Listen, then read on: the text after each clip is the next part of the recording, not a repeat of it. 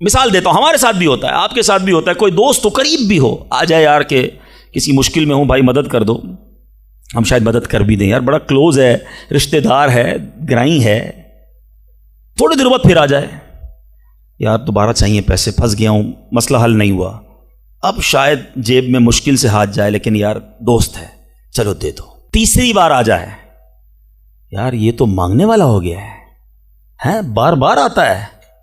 چوتھی بار آ جائے تو موبائل اس کا اٹھنا بند ہو جائے گا۔ پانچویں بار شاید ہم اس کا نمبر بھی بلاک کر دیں گے، چوکیدار کو بھی کہہ دیں گے اس کو قریب نہیں آنے دینا، یہ تو مانگنے والا ہو گیا ہے۔ یہ ہے دنیا۔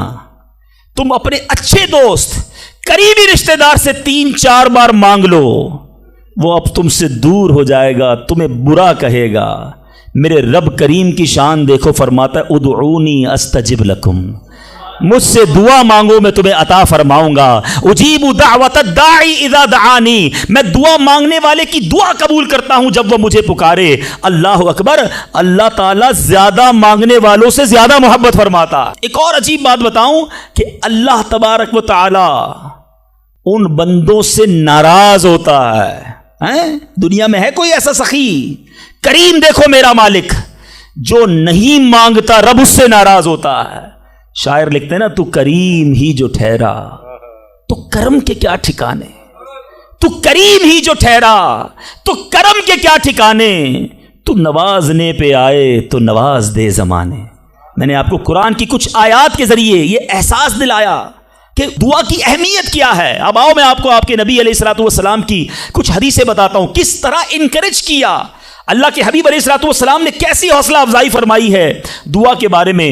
اللہ کے حبیب علیہ الصلوۃ والسلام فرماتے ہیں اللہ تعالیٰ کے نزدیک کوئی چیز دعا سے بزرگ تر نہیں ہے۔ اللہ کے نزدیک سب سے بزرگ چیز وہ دعا ہے، اور دعا کو حدیث میں مخ العبادہ، عبادت کا مغز کہا گیا، ٹاپ آف دا لسٹ جو عبادت ہے نا وہ دعا ہے۔ مگر آج دعا کی طرف توجہ ہی نہیں ہے۔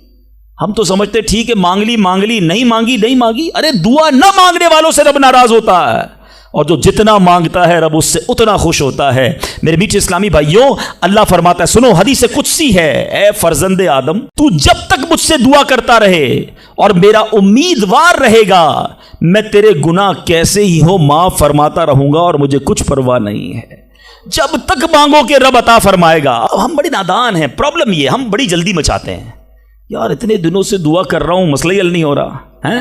میں نے دعا کی یا اللہ کاروبار میں برکت دے دے، کل بھی 5,000 کی بکری ہوئی، آج بھی 5,000 کی، کوئی اضافہ نہیں ہے۔ جناب میں دعا کرتا ہوں یا اللہ صحت دے دے، شوگر لیول کم ہی نہیں ہو رہا۔ میں دعا کرتا ہوں یا اللہ بیٹا دے دے، بیٹا مل ہی نہیں رہا۔ میں انشاءاللہ اور بھی باتیں اس میں عرض کروں گا، میں صرف ابھی اس حدیث کو کلیئر کر دیتا ہوں۔ میں آپ سے پوچھنا چاہتا ہوں، آپ نے دعا کی کہ یا اللہ میرے کاروبار میں برکت دے دے، آپ کی جو سیل تھی وہ ایز اٹ از رہی، لیکن آپ کی دکان میں آگ لگنے والی تھی، آپ کی دکان میں ڈکیتی ہونے والی تھی، آپ نے دعا مانگی، اللہ نے اس بلا کو روکنے میں لگا دیا۔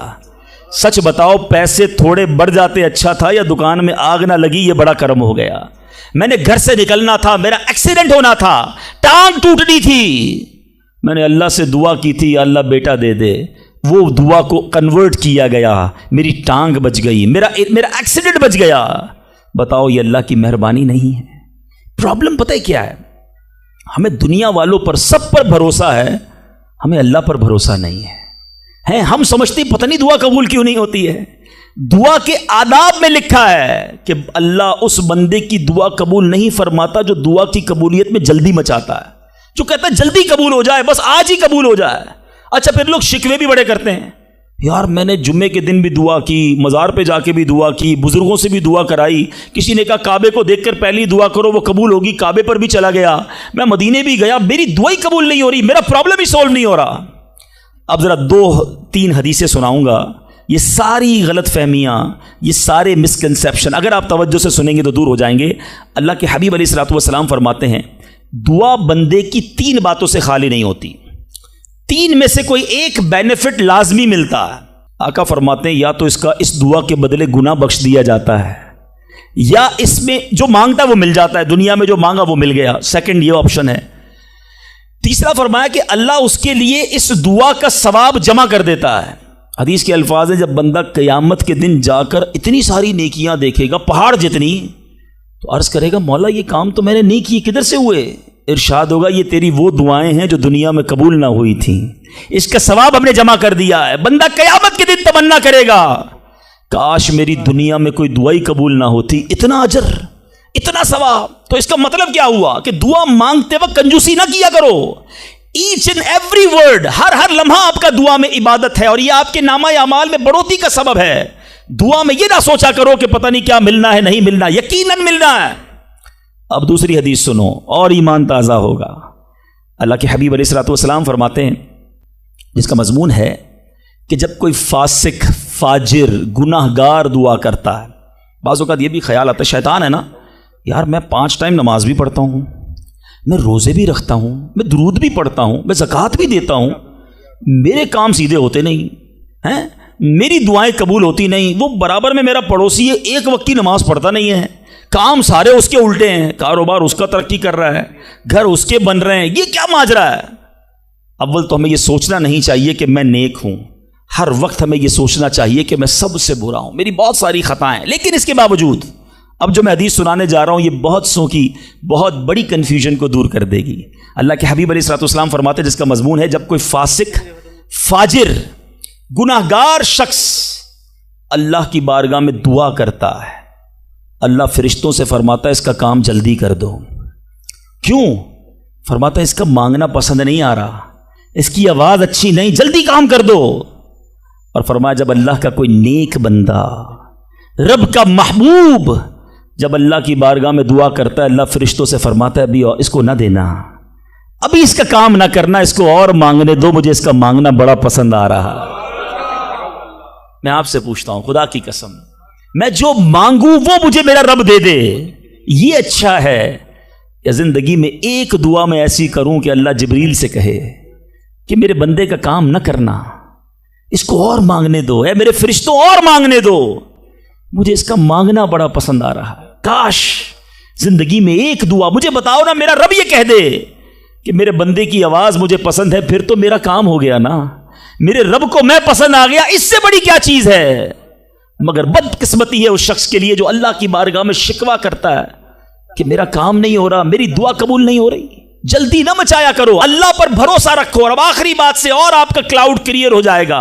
وہ لوگ جو کہتے ہیں پتہ نہیں میرے مسئلے حل کیوں نہیں ہو رہے، میں اللہ کی بارگاہ میں اتنا دعا کرتا ہوں مسئلہ حل نہیں ہوتا۔ سنو، اب میں آپ کو ایک لاجیکلی مثال دیتا ہوں یا عقلی مثال دیتا ہوں۔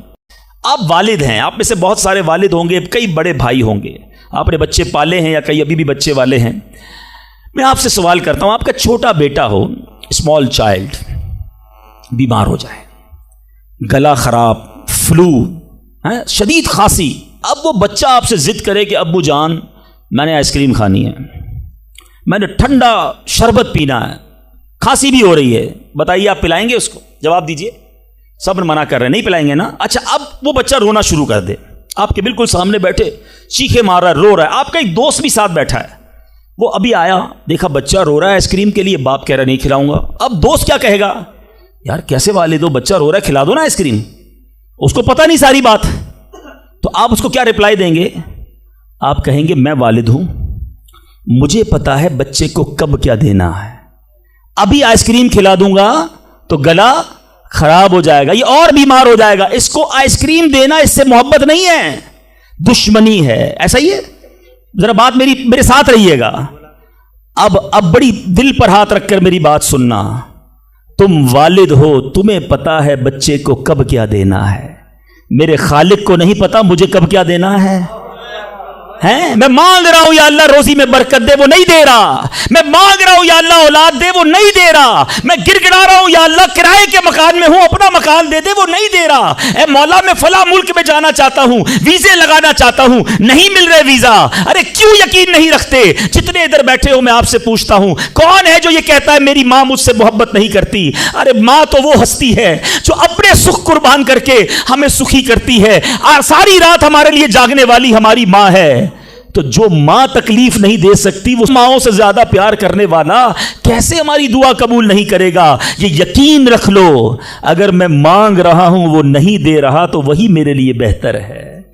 میرا کام نہیں ہو رہا نا، وہی میرے لیے بہتر ہے جو اولاد کے تمنائی ہیں، نہیں مل رہی اولاد، یقین کر لو کہ میرے لیے اولاد بہتر نہیں۔ پوچھو ان ماں باپ سے جن کے بچے مار کر انہیں گھر سے نکال دیتے ہیں، وہ کہتے ہیں کاش بچہ پیدا ہی نہ ہوتا، بیٹے نے مارا ہے مجھے، بیٹے نے گھر سے نکال دیا، ایسی اولاد نہیں دنیا میں۔ ان ماں باپ سے پوچھو، کیا پتا آپ کے مقدر میں ویسی ہی اولاد ہو۔ اور اللہ فرما رہا ہے، اللہ کریم ہے، ہمارے بارے میں اچھا فیصلہ کیا کہ ہمیں اولاد سے محروم رکھا۔ اے میرے بندوں، جب تمہیں ماں باپ پر یقین ہے کہ وہ برا فیصلہ نہیں کرتے تو اپنے خالق پر یقین کر لو۔ اب اگر یہ سوچ لو گے نا تو آپ کی لائف بڑی پرسکون ہو جائے گی۔ اب آپ ٹینشن میں نہیں رہیں گے، دعا کریں گے، کام ہو گیا تو بھی اللہ کا شکر، نہیں ہوا تو بھی اللہ کا شکر، میرے لیے بہتر تھا نا، اللہ نے اس لیے نہیں کیا۔ یقین کر لو اپنے مالک پر۔ ایک بار میں افریقہ میں تھا، تنزانیہ میں، ایک بہت بڑے بزنس مین تھے، انہوں نے کہا میرا بہت بڑا ان کا کاروبار تھا، 7,000 گھر انہوں نے بنائے تھے، پورا سٹی بنایا، بڑی محبت کرتے ہیں دعوت اسلامی سے۔ مجھے کہا تنزانیہ آئے، اب ہمارے ساتھ چلیں اور ہمارے اس پورے شہر کے اندر دعا کر دیں۔ میں نے کہا چلیں چلتے ہیں، میں ان کے ساتھ بیٹھ گیا ان کی گاڑی میں۔ سنیے گا ذرا، میں اس بزنس مین سے ایک بات سیکھا ہوں اور میں بھولتا نہیں ہوں بات، تقریباً جب بھی میں نے یہ بیان کیا مجھے واقعہ خود ہی یاد آ جاتا ہے۔ تو ہم گئے اس کے ساتھ، one of the biggest business man of that country, بڑا کام تھا ان کا۔ ہم گئے تو اتفاق تھا جو پل تھا اس شہر کو اور ان کے شہر کو ملانے والا، وہاں کوئی ورک ہو رہا تھا، کام ہو رہا تھا۔ گاڑی رک گئی ہماری، وہ بڑا آدمی تھا، اس نے کئی لوگوں کو فون کیا، بھائی ہماری گاڑی کو نکلنے دیکھا، نہیں صاحب گاڑی نہیں نکل سکتی، پل پر کام ہو رہا ہے، ٹریفک کلوز۔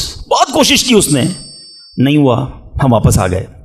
جب ہم واپس آئے تو مجھے لگا کہ یار اس کو بیچارے کو دل چھوٹا ہو جاتا ہے نا انسان کا، بڑی محبت سے لے کر گیا اور لے ہی نہیں جا سکا۔ تو میں نے کہا آپ گھبرائیں نہیں، اس میں کوئی خیر ہوگی، اللہ خیر کرے گا، میں ان کو تسلی دے رہا ہوں۔ یار اس بندے نے جو جملہ کہا نا، وہ کہتا ہے بھائی میری زندگی کا ایک دستور ہے، جب میرا کام ہو جاتا ہے نا تو میں ایک بار اللہ کا شکر ادا کرتا ہوں، نہیں ہوتا تو 2 بار اللہ کا شکر ادا کرتا ہوں۔ میں شاکڈ ہو گیا، میں نے کہا آپ نے کیا کہا، ذرا دوبارہ کہیے۔ وہ بزنس مین ہے، مولوی، کوئی عالم دین نہیں تھے، لیکن مجھے سکھا گیا وہ بندہ۔ میں نے کہا دوبارہ کہیے۔ وہ کہتا ہے جب میرا کام ہو جاتا ہے نا میں ایک بار اللہ کا شکر ادا کرتا ہوں، جب نہیں ہوتا تو میں 2 بار اللہ کا شکر ادا کرتا ہوں۔ میں نے کہا یہ کیوں؟ کہتے نہیں کس نے کیا، کام نہیں ہوا تو کس کی مرضی سے ہوا، ہم دونوں کا جانا وہاں ٹھیک ہی نہیں تھا، جب ہی روڈ بند ہو گیا، اللہ نے جو کیا میرے مالک نے بہتر کیا۔ میں نے کہا یار آپ کمال کی شخصیت ہو، میں اتنا خوش ہوا اس بندے سے۔ یہ فارمولہ یاد کر لو، لائف پرسکون ہو جائے گی۔ جو مانگو مل جائے یا اللہ تیری مہربانی، جو نہ ملا یا اللہ پھر بھی تیری مہربانی، تو میرے ماں سے زیادہ مجھے چاہنے والا ہے، بہتر تھا جبھی تو نہیں دیا۔ تو بہرحال میرے میٹھے اسلامی بھائیوں، دعا میں کنجوسی نہیں، دل و جان سے مانگو، ٹھیک ہے؟ اچھا اب دعا کے کچھ آداب بھی سن لیں۔ دعا قبول نہ ہونے کا ایک سبب حرام روزی بھی ہے۔ حدیث کے الفاظ ہیں حرام خور کی دعا قبول نہیں ہوتی۔ بندہ حرام بھی کھا رہا ہے، سود کا کام بھی کر رہا ہے، ملاوٹ بھی کر رہا ہے، جھوٹ بول کر روزی بھی کما رہا ہے، کہتا ہے دعا کیوں قبول نہیں ہوتی؟